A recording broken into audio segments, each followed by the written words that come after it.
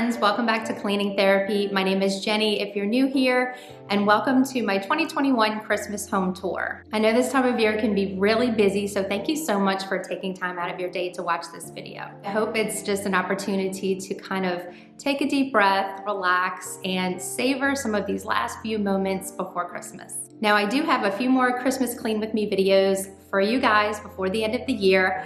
And then in 2022, we're gonna jumpstart with our decluttering series. So I hope you're subscribed and that you have all the bell notifications on so you don't miss any of those videos. So now that we've gone over all that, I hope you guys can sit back, relax, and enjoy the home tour.